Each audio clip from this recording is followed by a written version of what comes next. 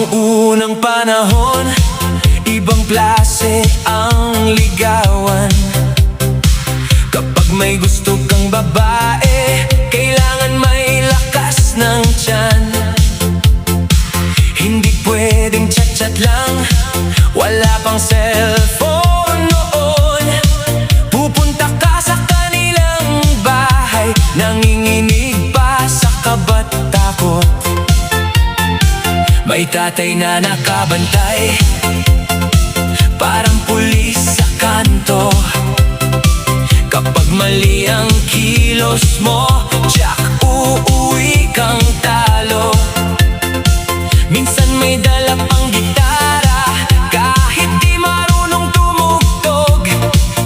Basta mapansin ni dalaga, todo na ang pagod. Ang hirap manligaw nung unang panahon. Dadaan ka muna sa butas ng karayom bago ka mapansin ng babaeng nililigawan. 10 pagsubok muna ang kailangang lampasan. Ang hirap manligaw nung unang panahon. Parang exam na walang kopyahan doon. Kapag pumayag si tatay at si nanay rin naman, saka pa lang aasa na may pag-ibig na makakamtan. Kailangan mabait ka at marunong magmano, mag-igib ng tubig, minsan maghakot pa ng kahoy. Kapag may utos si nanay, bawal kang tumanggi. Kahit napagod ka na, ngiti pa rin palagi. May karibal ka pang 3 na nakaabang sa gilid. Lahat may dalang bulaklak, ikaw may dalang suman at bibingka sa dibdib. Kung sino ang masipag at may magandang asal, siya ang may pag-asang mapasagot si mahal.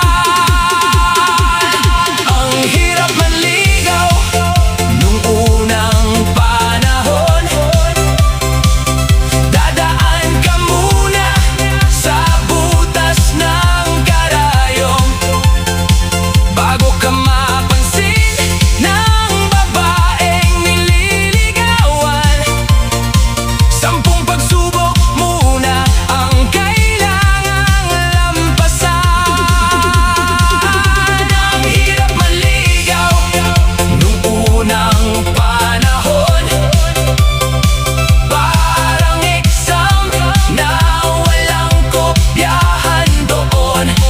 Kapag pumayag si tatay at si nanay rin naman, saka pa lang aasa na may pag-ibig na makakamtan.